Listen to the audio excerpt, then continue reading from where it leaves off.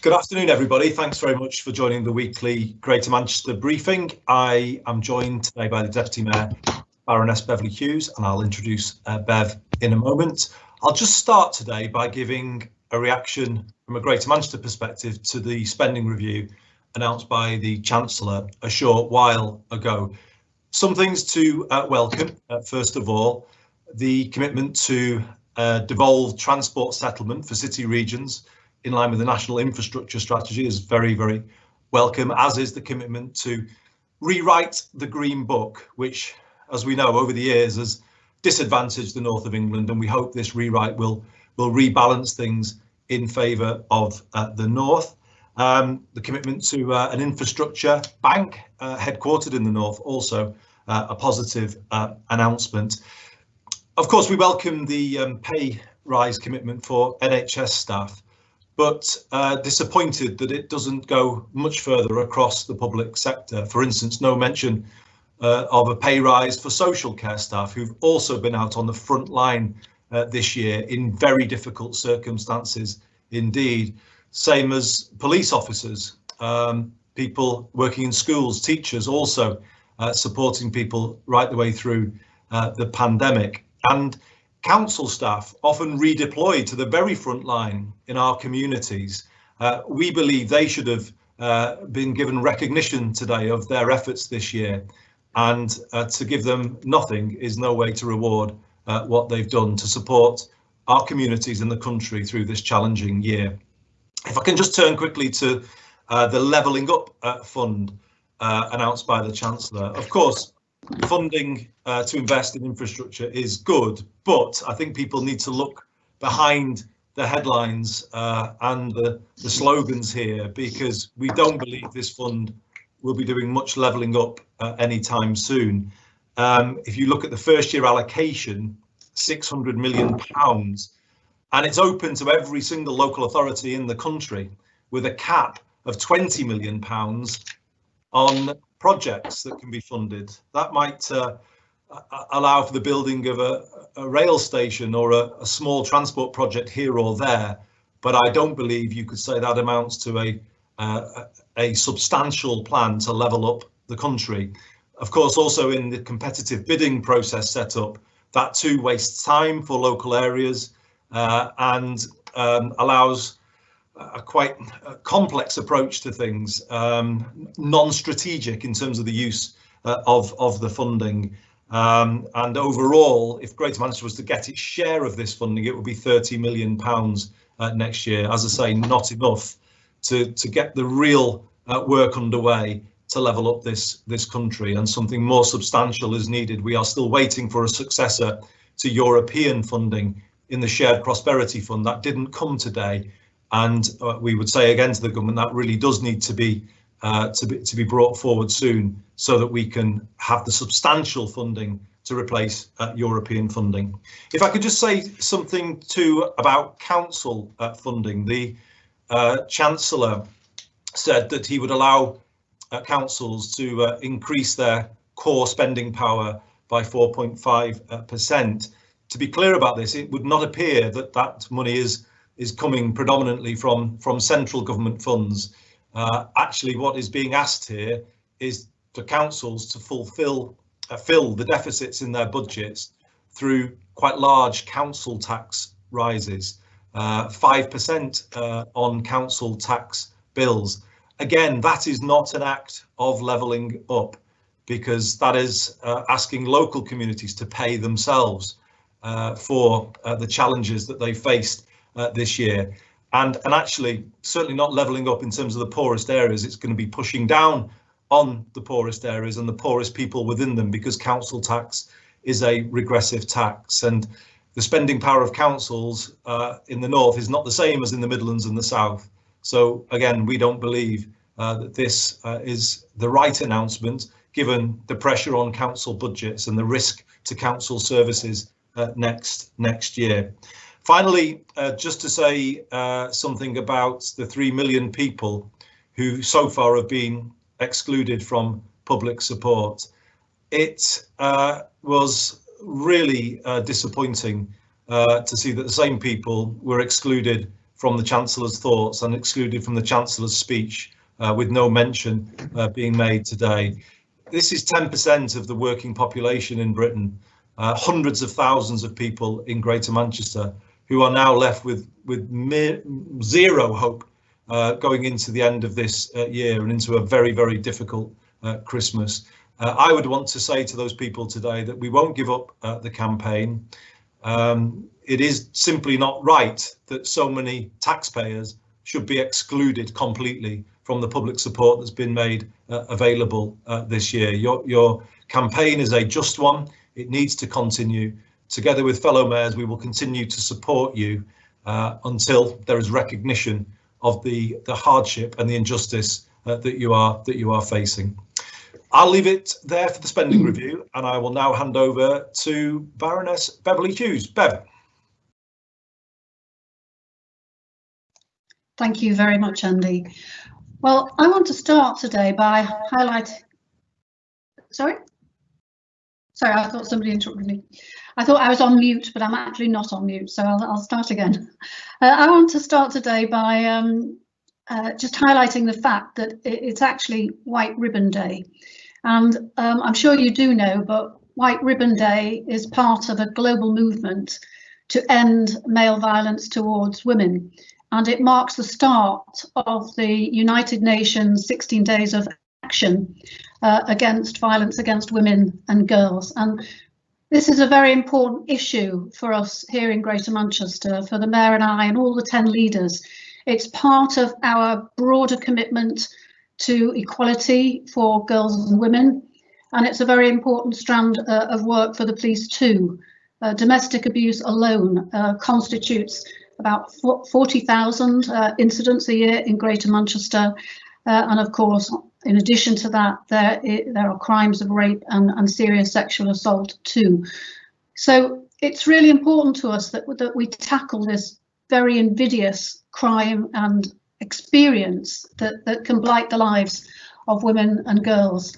And I'm pleased to say that over the period of COVID, when obviously we've been particularly worried about this, a time when people have been exhorted to actually stay at home when home is not a safe place, that feels a very dangerous thing to do. And we've been concerned over the last 6 months that people were afraid to report incidents and worried that the support wouldn't be there because of the pandemic situation we were in. So I want to take the opportunity on this particular day to celebrate what we're doing across Greater Manchester in all our public authorities, police, local councils, health, all working together to support victims and to tackle this issue, but also to take the opportunity to say to people that, you know, if you are in that difficult situation, if you know somebody who you think might be at risk, or if you're somebody who's worried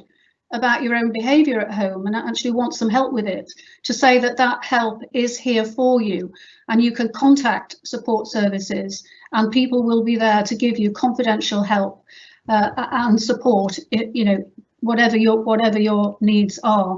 So over this 16 days, we're going to be having a concerted campaign across all forms of media, social media. We're using a local radio station to broadcast some messages for us and to celebrate White Ribbon Day. I might say as well that Greater Manchester Combined Authority is itself a White Ribbon accredited organisation, as most of our public agencies in Greater Manchester are, and that means that men in those organisations have come forward to be White Ribbon ambassadors.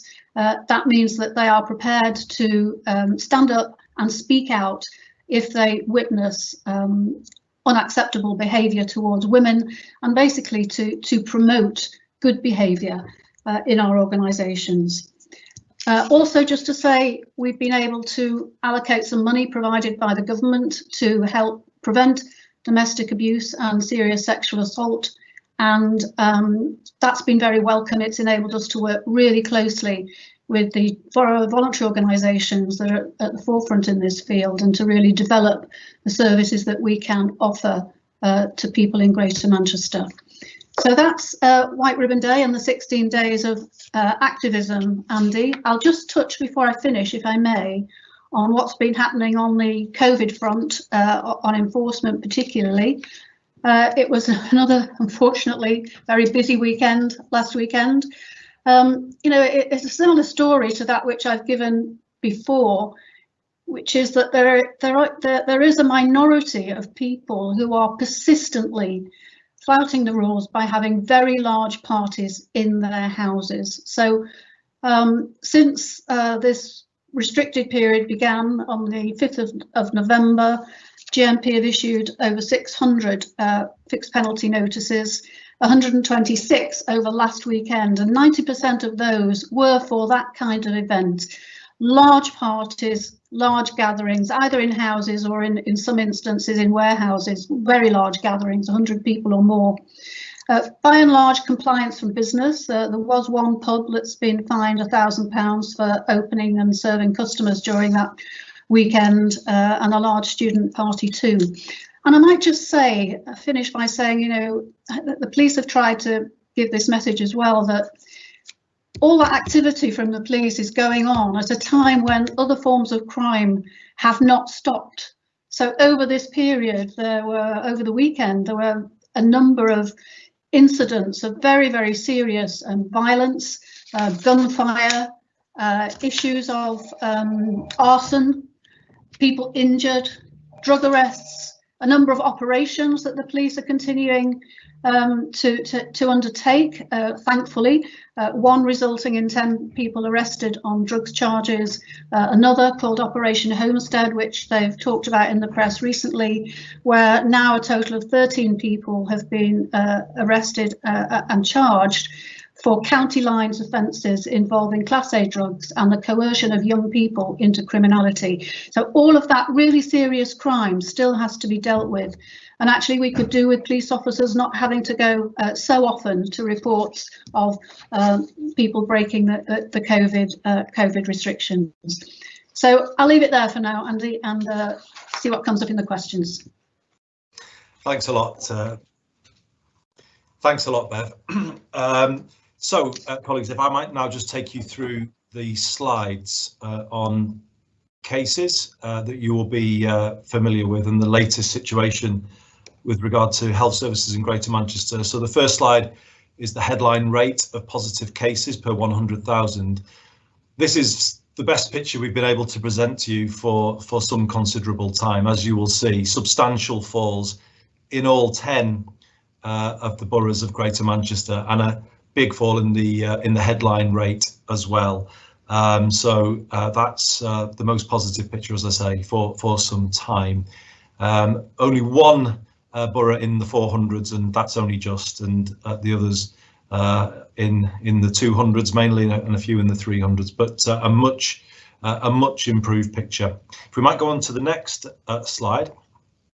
This confirms the good news, because as I always say to you, if you look at that top line, which is the older age range, and of course those are people most at risk of going into hospital, what again we're seeing is a substantial fall across the age ranges, but particularly amongst older people in all of our boroughs. So a very encouraging picture as well.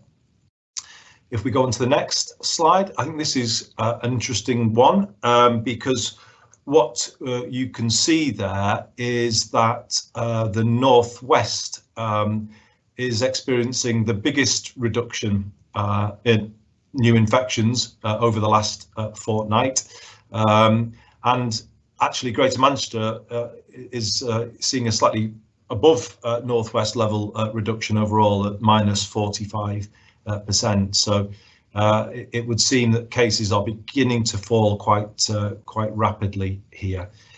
If we go on to the next slide, this shows obviously the testing figures, slightly down on last week, but we believe this might be linked to what I've just shown you with regard to levels of infection. So clearly the demand for testing is falling as well, and it probably reflects more that than lack of capacity. So also a fall in the positivity rate, which again is encouraging news for us. If we go on to the next slide. Again, some progress, but less clear. The position in care homes, we could say, has stabilised, improved slightly, but that is still a cause for concern. And of course, we keep that under close review. If we go on to the next slide.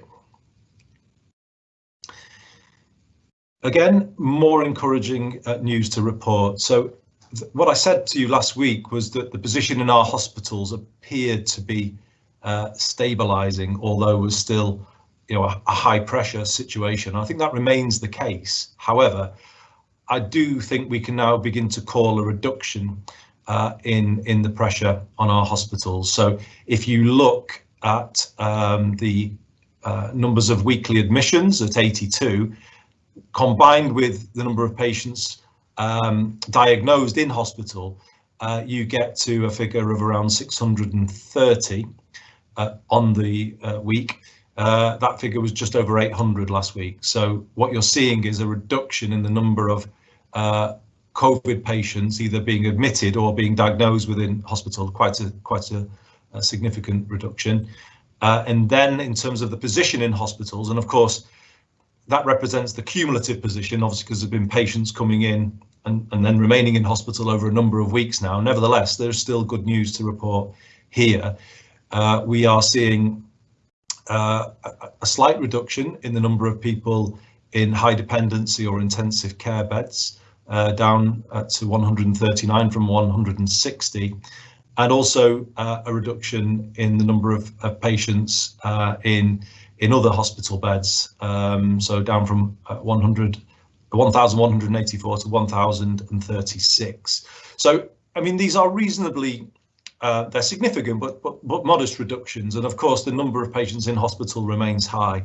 So there is no room for complacency here. I'm sure to NHS staff on the front line, it won't feel at the moment as though the pressure has abated. It's still a very challenging situation, although I think we can begin to see what we predicted we would see, which is a reduction in the pressure on hospitals beginning to feed through a couple of weeks after the headline rate of new infections began to decrease. So that is following the pattern that we predicted. We have a further slide today, which we thought might be useful for you, given the announcements that are about to be made about tiers in England tomorrow. So what we have done here is set out the 5 indicators which the Prime Minister put forward in the COVID-19 winter plan earlier this week. So you will see them listed in red: case detection rates in all age groups, case detection rates in the over 60s, the rate at which those are rising or falling, the positivity rate, and then the pressure on the NHS. Now, obviously, point E we've just answered, and the positivity rate is in the other figures, which I'm just about to mention to you. So what you can see there is overall Greater Manchester, as we know, coming down, but still with a high-ish number of cases. So if England is at an average of 217 per 100,000 overall, Greater Manchester is today at 291. So we are falling much faster than the rest of England at minus 45% compared to 13% for the country as a whole. But our cases are still higher, and it's important, obviously, to acknowledge that. And then in the over 60s, and the reason this indicator is important is, of course, because this is the age group most likely to need hospital care. What we are seeing there is a figure of 262 per 100,000 for Greater Manchester compared to 172 for England. But again, a much faster fall in this age group in GM compared to England as a whole. And that's that point C. It's the trend that is after. The trend in Greater Manchester is a very significant downward trend at the moment. So on that point, we are, I would hope, making real progress. In terms of positivity too, you can see a fall of 35% compared to an England average of 17%. although the positivity rate at 11.6 is a little above the England average. So that's the picture, and I'll just finish by saying, what do I think this means? We don't know what tier we will be in. That still has not been communicated to us. I think it's fair to say that we are heading at some speed to the tier 3, tier 2 borderline. Given the figures that we're showing, we have certainly made the argument that the trend point C in the indicators is a very, very important one. You know, it's a very different picture if you have high numbers on a rapidly falling trend than it is if you've got you know, slightly lower numbers but on a rapidly rising trend. Of course, it's much better to be in a position when we're on a significantly falling trend, which Greater Manchester is. That said, I think it's more likely than not that the government will put us in tier 3, given the statements that ministers have made about the majority of people being disappointed and practically nobody being in tier 1. I think they're giving a very clear steer that they are going to err on the side of caution. But the final point I would want to make to you all today is that if things continue in this direction at the rate at which we're seeing change in Greater Manchester, I would want to ask the government for a serious review of Greater Manchester's position at the first review of the tiering arrangements, which is scheduled to take place 2 weeks from now. The government are saying that they don't expect to make many changes at that point, but at this rate of change, I think it's fair to say that Greater Manchester could be lower than some areas that would be in tier 2. And if that is the case, of course, we would ask for the same consideration as other areas seem to be getting. The economic effect of Greater Manchester remaining in a high tier for a long period of time. If London is going to get given some consideration for the effect on the city of London, then of course that would need to apply to Greater Manchester too. This is a significant rate of improvement that we are seeing now, and I would ask that the government, in making their decisions tomorrow, take account of the rate of change that we are seeing and work with us on a review of the position in 2 weeks' time. I will leave it there. Ross, I will hand over to you to take us through the questions today. Thanks very much, Andy. Just to say, we only have 4 questions in at the moment, so if colleagues do want to start submitting them, that'd be fab. First question is for Bev from Josh Halliday at The Guardian. He's asking, is GMP still issuing £10,000 fines? How many have been issued so far? And do we know how many of those have been paid? Okay, thank you, Josh. Certainly, Greater Manchester Police will continue to issue £10,000 fines if the circumstances demand it.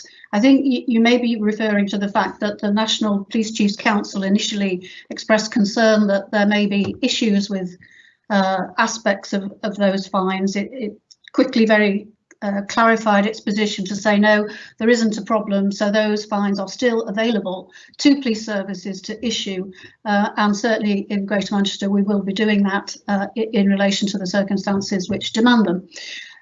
In terms of how many have been issued so far, and I'm saying this from memory, it's less than 10. I think it's about 6, but somewhere between 6 and 10 have been issued. And they have 28 days, as with all the fixed penalty notices, to pay those fines. So they've all been issued within that period, I think, Josh. So we wouldn't have necessarily expect them to be paid yet, but we will be taking stock when that period ends to see if they have been paid or not. Thanks. Thanks very much, Bev. A question for Andy from Katie at That's Manchester. She's asking, should Greater Manchester be concerned now that we know the government won't be negotiating with individual regions on the new restrictions? I think it's the wrong call, Katie, because this should be done in partnership. You know, we've got these 5 criteria, but the government hasn't said, you know, where the thresholds lie here. So I think there has to be a sense of fairness across the piece, and local information fed in as part of those considerations. So that's why I'm making the appeal to them today. You know, we heard ministers this week making reference to the last round of negotiations on tier 3, and you know, a suggestion yesterday that we had delayed things. Well, I just would want to point out to everybody today, you know, that we were available over a whole weekend, myself and the 10 leaders, waiting for the government to come back to us, and we were left waiting. And actually, the things that we were calling for, 80% furlough, support for people who are self-employed, backdated tier 2 costs, those things were eventually done. So there was no reason, actually, if they'd have just come forward when we were asking for them, there wouldn't have been a delay. So I don't quite know why they wanted to sort of open up that row again yesterday, because we need to draw a line on that and get back to a position where there is a sensible discussion taking place about the situation. So, you know, this evidence has got to drive these decisions, not political considerations, and that is what I would say to the government. And you know, just imposing things, particularly when there's not hard and fast sort of thresholds, I think won't necessarily build the public trust that we all need, that they need, and that we need here in Greater Manchester as well. And we, of course, will be looking tomorrow to see how decisions are made, and you know, what decisions are in areas are in what tiers, and it has to be fair. It has to be you know, transparent, and it has to be fair.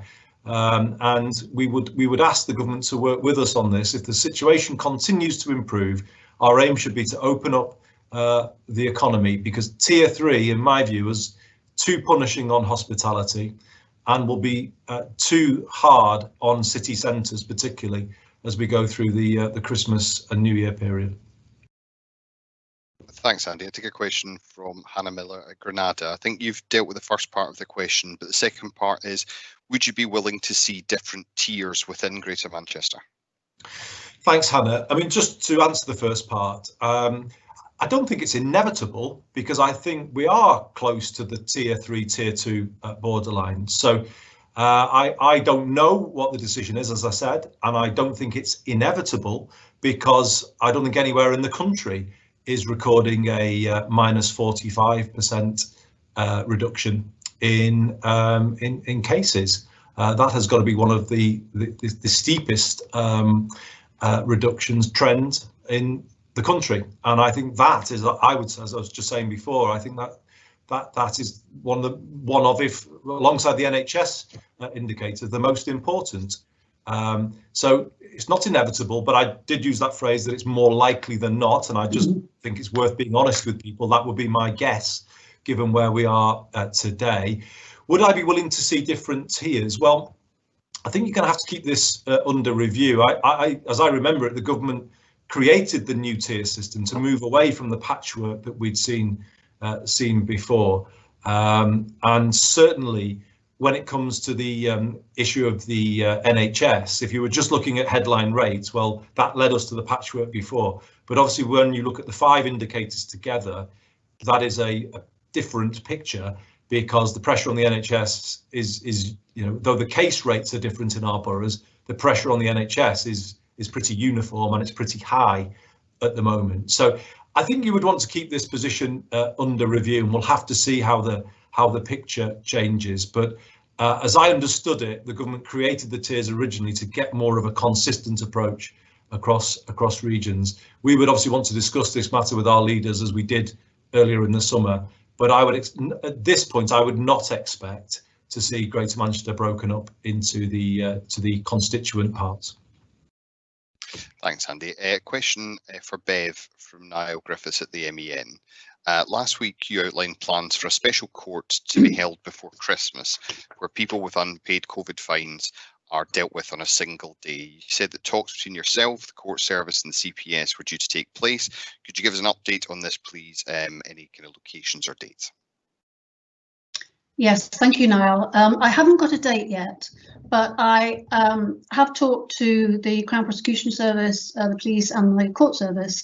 I chair what we've called an extraordinary local criminal justice board that we set up in March to start to deal systematically with the consequences for the courts of the COVID epidemic, the backlogs that were growing because courts could not operate normally because of the requirements on keeping people apart. So as part of that board, Criminal Justice Board, I set up 3 task and finish groups. One is concentrating on the Magistrates' Court, and that Magistrates' Court group is now meeting to work out the logistics of what that will be. The courts are calling it a single justice procedure, but as you say, it is to deal as far as we can, and I think we can, with all the outstanding fines from that first phase 1 at a single day, a single procedure going through the Magistrates' Court. It will be, we're aiming for mid-December, and as soon as I have further details, then we'll announce them. Thanks, Bev. A question for Andy from Joshy Herman at the Mill. Could you tell us a bit more about how you see the spending review? Were you hoping for more on infrastructure? And as a second question, is the GMSF now dead as a GM-wide project? Thanks, Joshy. So on the first part of your question, I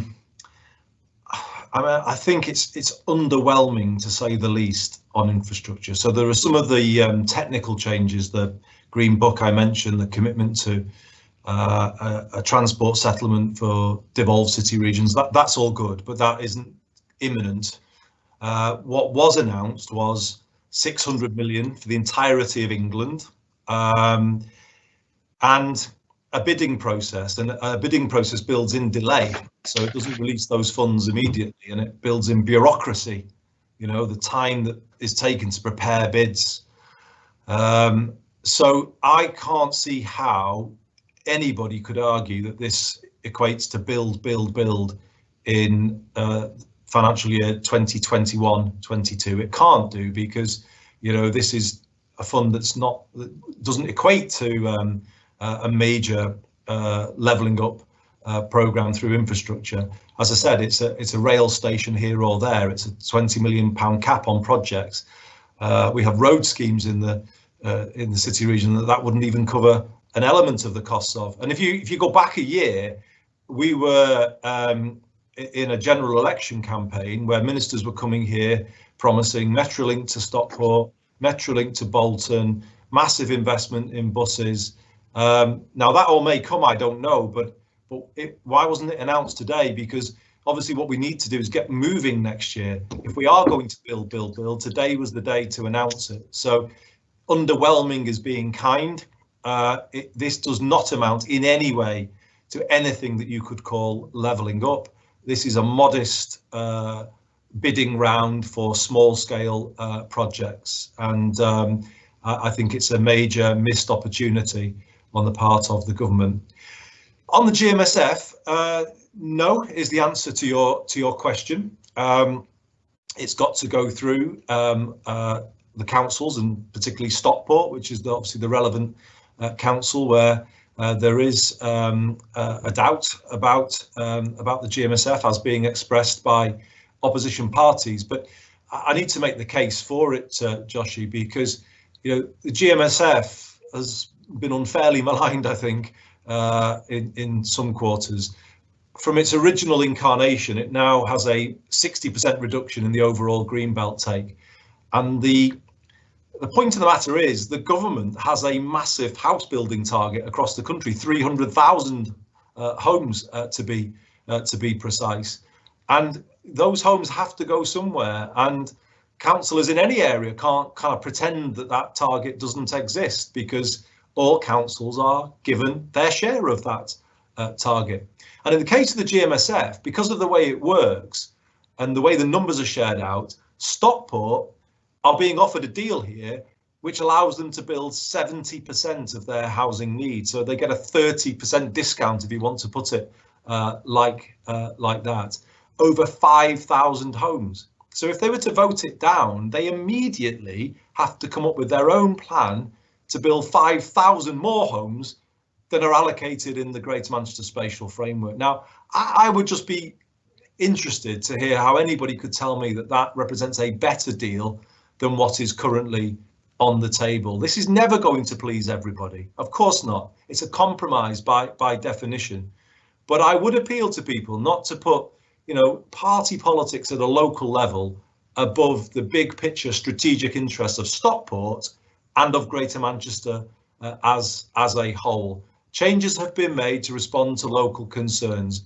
But, if people are waiting for perfection, that isn't possible, because it's the Conservative government that are asking Conservative councillors to go with their agenda to get these houses built and to buy into the build vision of the Prime Minister. So, they can't have their cake and eat it. You can't be giving out those messages at a national level and then voting against the plans that make it possible at a local level.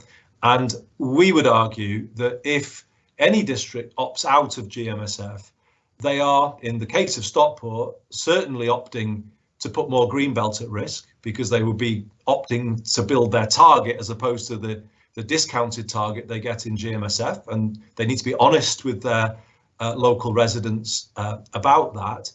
And that will, by definition, put more greenbelt at risk than the package that we've been able to put forward in the GMSF. So it's coming to a head, I guess, is the way to put it. There will be a decision taken by Stockport Council pretty soon. We would obviously have to see what happens in that debate and in that vote to consider where the next step would be and whether the 9 districts would go forward with a plan of their own. So in some form or other, it will, in my view, will continue. But I would, and I have made this as best I can, a non-party political appeal. I do appeal to Liberal Democrat and Conservative councillors in Stockport to recognise the bigger picture, to see the deal that's on offer for Stockport here, to consider what's in the best interests of Greater Manchester coming out of the COVID crisis, and actually to back a deal that allows the borough to build fewer homes and save more greenbelt and not leave land unprotected because of the lack of a local plan, which would then particularly allow much more speculative development on appeal, prime green sites cherry-picked by developers. That cannot be better than having the protection of a plan backed by all of Greater Manchester. So that's where we are. And thanks for your question, Joshi. Thanks very much. Going to go to a question from Kevin Fitzpatrick at Radio Manchester. He's got a few questions. First one is, what information have you had about the logistics of delivering mass testing and vaccines administrations locally? And that's a similar question to Stephen Kingston at the Salford Star below. The second question is, what do you make of the Levelling Up Fund appearing to bypass mayors, with MPs appearing to have significant influence? And we can take the third question in a minute. Thanks, Kevin. So on the logistics of delivering mass testing and vaccinations, I mean, the pitch we're making to the government is not so much for mass testing on the Liverpool model, more for widespread targeted testing, if I could put it that way. So still significant testing capacity, but in a more targeted approach, rather than just blanket testing of the community. So focused on particularly university students would be an obvious example, care homes and other priority sectors. So we are in constructive discussions with the government about that. And I think it's fair to say we appreciate the way that they're going about this issue. So that's a positive story. And we are looking at how doable it is, the mass testing side of things, and this is why we're tending more towards the targeted approach. When you consider that also we might have to stand up very soon a mass vaccination programme, well, let's hope so. I'm led to believe that Greater Manchester is pretty much ready to go. A huge amount of work is going on to identify vaccination sites We'll probably be able to say more about that in the coming days. If the regulator gives the vaccine approval, we would be ready to go within a fortnight. So that is really encouraging news, and I hope that will give the public something to hold on to. But we do need to see these two things together, and the capacity to deliver mass testing obviously needs to be seen alongside that, the very high priority, and some might say higher priority, of getting the vaccination programme moving as well. Of course, both are important, and that's why we're trying to balance our resources. So I hope that's helpful, Kevin. What do I make of the Levelling Up Fund? I think this is the wrong approach, and we've seen it before. I think with the Restoring Your Railways Fund, where MPs are given a role. I think we also saw with the Towns Fund, where there was a sense of it being used in a political sense rather than a strategic sense. And I hope that is not what's intended here. What you need to, levelling up for it to work, needs to be done on a planned strategic basis with much more substantial investment than what is currently on the table. I think it is unfortunate that we would appear to be bypassing the likes of Transport for Greater Manchester, the Combined Authority, and going straight to localised schemes, because you lose then the ability to join up schemes in a strategic approach. So we will discuss these matters with the government. More encouragingly, they've been talking about devolved transport settlements for city regions, which is more positive. So obviously we would want to be involved with the government on this, and it would be much better, I think, with the support of the 10 districts, to take Greater Manchester's share of this fund as an overall fund to be used more strategically across the city region against already agreed priorities in our Transport 2040 plan. Thanks, Andy. I don't know if you've got anything to add on the spatial framework to Kevin's third point, because we've had a bit of a late rush on questions. So did you have anything to add on that point? Well, it's just to say, Kevin, we don't know yet. It's important not to for me to second guess what will happen in the Stockport Council chamber. As I say, we make the appeal again to councillors there to work with us to see the good deal that is on the table. Yes, I think the next option would be then, if it doesn't go through, to consider a plan of the 9, but that would be a decision for those 9 boroughs. But I think that would be the most likely fallback position. But it's not where we want to be. We would like a plan of the 10 with Stockport as a part of it. And as I've been saying today, we think that is very much in the interests of Stockport, because the effect of voting against would mean almost pretty much the very next day Stockport has to find land for 5,000 more homes. And I just think it's important that the residents of Stockport understand that point. It might be easy politics to vote against the Greater Manchester Spatial Framework, but it creates a lot of hard decisions the very next day, and people need to be honest about that. Thanks, Andy. Question from Jen Williams at the MEN. Do you think the government is deliberately attempting to create a Liverpool versus Manchester narrative at the moment, given its repeated praise for Liverpool for cooperation on testing and its criticism of Manchester, as you just mentioned? And do you think there's been a role reversal here in relationships between the two cities and government, Liverpool historically having a poor relationship with Tory governments and Manchester tending towards pragmatism? Well, thanks, Jen. It would seem that that's what's happening. And, you would have to ask government whether that is what is happening. I'm just reacting to what I'm hearing, but that is how it seems. I have to say, Liverpool don't see it that way. They are very much supportive of everything that Greater Manchester has been doing in our discussions over Tier 3. So we've got strong support from the Liverpool City region and from the Mayor. And in some ways, the impression isn't the reality, because we've taken a pragmatic approach towards everything this year. We've been offering ideas to the government. I offered them a pilot on contact tracing using police and fire resources only a few weeks ago. When it came to the tiers back in October, I was saying to them, let's agree this so we can reset things. So we have actually been taking a pragmatic approach. And as I say, I didn't manufacture the standoff.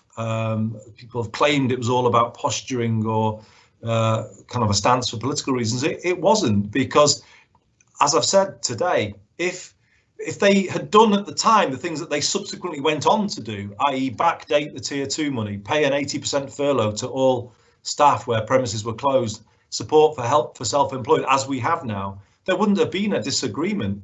And it was clear, therefore, that those were reasonable demands that Greater Manchester was putting forward as part of that process. They were pragmatic, reasonable demands in a way that Greater Manchester always makes its case. And to remind everybody, it was supported by the 10 leaders, by the members of Parliament. So it wasn't me alone. The whole of the city region said that this was a fair, pragmatic, reasonable approach to take. When it came to it, when there wasn't a willingness to listen to that case that we made, of course I have to then stand up for the communities that would suffer, for the people whose livelihoods would be lost. And I don't in any way think that that was the wrong thing to do. It's the right thing to do for somebody in my role. If I know my city region is about to be damaged, severely damaged, by a government decision, imposition, then I would do it again any moment, because that is my job, to stand up for the people who I am here to represent. Because if I don't do that, who will stand up for them in those kind of negotiations when the government is doing that? So I don't think you could. People are trying to present it as though there's been a change, but there's been no change here. Greater Manchester is still willing to work in partnership with the government in a constructive way, in a pragmatic way. And we haven't changed that approach. What they have seen is that if they try and impose things that we think are fundamentally unfair, we will stand our ground and we will point that out. When I got elected as mayor, I said I would praise the government where they got things right, and I would call them out when they got things wrong. And nothing has changed. Maybe we are getting better at getting the voice of the North heard, and that can only be a good thing in my view. So, in terms of the way you presented things, yes, I think that is the impression that people are forming. But I just would want to say back to that the reality is we haven't changed the way that we work. We continue to work in the same way, and that is in that tradition of being pragmatic but strong where we need to be. Thanks, Andy. I'll take a question from Tom Dambach, and then I'll take the two BBC ones together, just given the time. Tom's question is, we know mass testing for uni students will begin on Monday so they can travel home safely. Would you like to see, or do you know of, a similar system being set up for their return so we don't see a spike like in September? Yes, thanks, Tom. It's a good question. Obviously, the first priority is to successfully manage the return home of the students, but we are already talking to the universities and others about how we learn the lessons of the autumn term when people come back after Christmas, and absolutely, we will want to put in place arrangements that manage that as best as possible. So yeah, we are in those discussions at the moment, and we should be able to say more about that in due course. Thanks, Andy. Take a question from Sarah at BBC Radio Manchester. Andy, you said in the summer that we came out of lockdown too soon. Given our infection rates then and our rates now, would being placed in anything other than tier 3 next week be taking too big a risk on public health? And a link question from Judy Skidmore at BBC News. It's believed that Lancashire has asked government to be placed into tier 2 next week. They are making their own representations. What discussions, if any, have you already had with government? So, Sarah, on your question, yes, I do believe that the year that we've had was very much, or the second half of the year was very much shaped by that decision to lift national lockdown too soon. My problem with your question is that I don't agree with the tier 3 proposal that they've come forward with. So I think it's the wrong option. It hits hospitality far too hard, and it is very permissive when it comes to non-essential retail. I don't think personally that the balance has been got right here. So I wouldn't advocate the tier 3 that the government are putting forward. And I think it won't be lost on people that the number of cases we've got are kind of lower and coming down than when we went into the old tier 3, which obviously was very different from what is now being proposed. But I think I've been honest today in saying it's more than likely that we would be in tier 3, given the position that we're in and the case numbers that we've still got. And I'm just reacting, if you like, to the statements that the government is making. I think we are getting close to the borderline here between tier 3 and tier 2. The issue I think that still has got to be a cause for concern for us is the position in the NHS. So the position is improving slightly, but it is not yet where we would want it to be. Experts told the Greater Manchester leaders and myself earlier this week that with cases still high, there is still a risk of a flare-up. So, it's not clear yet. There's a firmly established downward trend.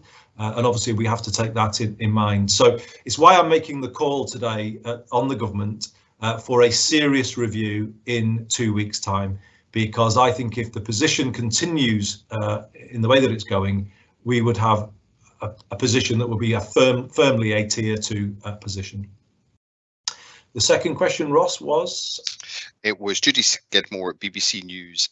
She asks, it's believed Lancashire has asked government to be placed into tier 2 next week and that they are, in inverted commas, making their own representations. What discussions, if any, have you already had with government? So our teams, plural, have had many discussions with government and government officials. We've obviously been sharing the data and analysing the data. And I think it's as I've just said, the official advice to us, Judy, is that our position is improving, but our cases are still quite high, particularly if you compare to the England average. So we have to acknowledge that position and be honest about it. But I am saying that I think the time I would make an appeal to the government to review would be in 2 weeks' time. And the final question from Charlotte Cox at the MEN. Andy, we've spoken to NHS staff and patients concerned about staff to patient ratios, overcrowding and corridor care. Are you concerned that the pressure of COVID on top of the winter is impacting the standard of care? Yes, of course, Charlotte. That is a very real concern, because often, when we present the figures to you, it just looks at COVID in isolation. It's really important that we don't just think about that, of course. We do need to consider the wider pressures on the NHS, particularly at this time of year. And it is actually why I would say that the arrangements for the 5-day release from restrictions over Christmas probably I think it does go too far, because from my experience as Health Secretary, and if I go back to a decade ago and a different pandemic, I was very concerned about January in the NHS that year, because the first 2 weeks of January always are the moment of maximum pressure on the NHS in any year. And I think that is the most dangerous point of this pandemic for the NHS. It's those first 2 weeks of January. And that is why, one of the main reasons why, I think the arrangements for Christmas are too permissive and could risk putting too much pressure on the NHS at that critical moment. So I am worried about the issues that you mentioned. I think, acknowledge that it won't feel to NHS staff at the moment in the working on the front line that the pressure is easing yet. I think it will feel pretty intense to them. We have heard reports that many staff are feeling pretty burnt out by the year that they've just had, and I think we need to remember that. I think there is a risk of staff shortages, staff absences, leading to those ratios you mentioned deteriorating. We have to be conscious of all of those things. And I would say to all of Greater Manchester, please bear in mind, as we've said before, Sir Richard Lees and I, please bear in mind those staff working on the front line of our NHS through December and January. It's going to be really, really tough, given everything they've been through this year, and we need to keep them at the forefront of our minds. But just to finish, Ross, if I may, obviously we have got an encouraging picture today. And I suppose the main And final message from me today to everybody is thank you for what people are clearly doing to observe the rules and help us get these cases down. It's a genuine thank you from me to everybody in Greater Manchester, because the sacrifices you're making are showing a real difference now in the numbers of infections, and beginning to show a difference in the numbers of people in hospitals. So thank you for that. But it's also a case of continuing to follow all of those rules now, because that is how we continue this downward trend, and hopefully put ourselves in a position in 2 weeks' time where we could ask the government with a solid case to say that Greater Manchester can now finally be released from the top tier. So I think we're heading in that direction. It's down to the brilliant people of Greater Manchester for everything that you're doing. We are in a position now that we've not been in for a long time. Let's keep it there. Keep following those rules. Keep those NHS staff at the forefronts of your minds. Think about the vulnerable members of your family too. But this is good progress that we've reported today, and I hope people can begin to feel that there's some light at the end of this tunnel. So Ross, I think that pretty much is it for today, unless Bev wants to add anything. No, that's fine, Andy. Thank you. Thank everybody for the questions. Thanks, everybody. Thank you, Ross.